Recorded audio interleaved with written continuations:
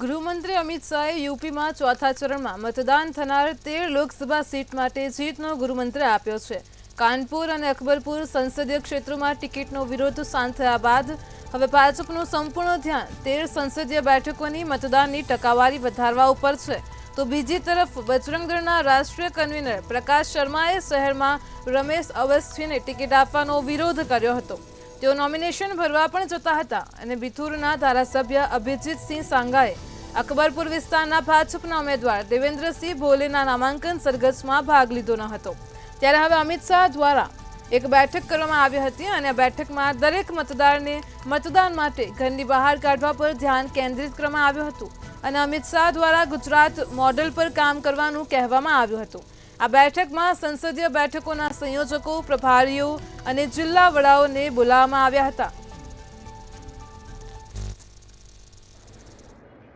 7 મેના રોજ ત્રીજા તબક્કાનું મતદાન યોજાશે। ત્યારબાદ ચોથા તબક્કાની તૈયારી પણ ભારતીય જનતા પાર્ટી દ્વારા જે છે તૈયાર કરી દેવામાં આવી છે। ભારતીય જનતા પાર્ટીના દિગ્ગજ નેતા અને કેન્દ્રીય ગૃહમંત્રી અમિત શાહ દ્વારા જે છે ઉત્તર પ્રદેશની ચોથા તબક્કામાં યોજાનાર 13 લોકસભા બેઠકોને લઈને જે છે એ કાર્યકર્તાઓ સાથે જે છે બેઠક યોજી હતી, જેમાં તેમના દ્વારા જે છે કાર્યકર્તાઓને જે છે ગુજરાત મોડેલ પર જે કામ કરવા માટે સૂચના આપી હતી। આ સાથે જ તેમણે એવું પણ જણાવ્યું હતું કે ફક્ત સૂત્રોચ્ચાર કરવાથી જે છે લોકસભાની ચૂંટણી જીતાતી નથી, તેના માટે જે છે કાર્યકર્તાઓ ગ્રાઉન્ડ પર તેઓ મતદારો સાથે જોડાવવું પડશે। મતદારો સાથે જોડવા માટે તેમને કમસે કમ 3 વખત જે છે મતદારના ઘરે જવું પડશે અને તેમનો જે છે અભિપ્રાય જાણવાનો પ્રયાસ કરવો પડશે કે તેઓ કોને મત દેવા જઈ રહ્યા છે। આ સાથે જ કાર્યકર્તાઓને એ પણ જણાવ્યું હતું કે જો તેમના દ્વારા કોઈ પણ પ્રકારનો વાદ વિવાદ જે છે ખતમ કરવામાં આવે અને જલ્દી જે છે લોકસભાના ચોથા તબક્કાનું જે છે તેના જે છે તેમાં કામમાં લાગી જવા માટે તેમના દ્વારા જે છે એ જણાવવામાં આવ્યું હતું। આ સાથે જ જો વાત કરવામાં આવે તો કાનપુર, બુંદેલખંડ અને અવધમાં જે છે તેના કાર્યકર્તાઓ સાથે જે અમિત શાહ દ્વારા જે છે બેઠક કરવામાં આવી હતી અને તેમાં જણાવ્યું હતું કે તમે જે છે ગુજરાતના જે મોડેલ છે તેમાં જે છે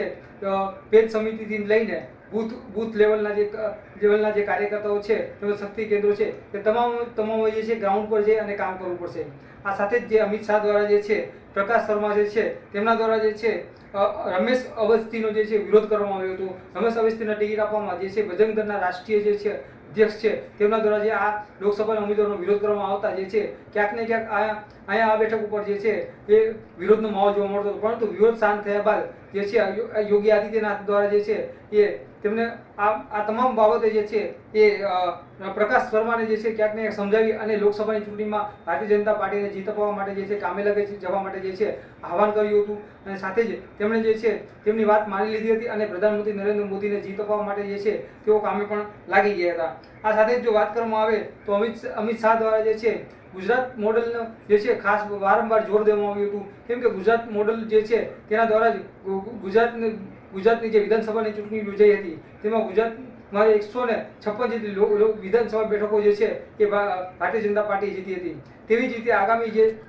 2019માં પણ તેઓ છે તેમના દ્વારા 26 લોકસભા બેઠકો પર પણ આવી રીતે જ જીત મેળવી હતી। ત્યારે આગામી જે 2024ની લોકસભા ચૂંટણી છે તેમાં પણ જે છે 25 જે લોકસભા બેઠક છે તેમાં પણ જે છે જંગી બહુમતી મળવાનો જે છે આશાવાદ જે છે અમિત શાહ દ્વારા વ્યક્ત કરવામાં આવ્યો હતો। એટલે જે છે યુપીની જે આગામી ચોથા તબક્કામાં યોજાનાર જે લોકસભાની 13 બેઠકો ઉપર જે છે આ જ મોડેલ અપનાવી અને કામ કરવા માટે જે છે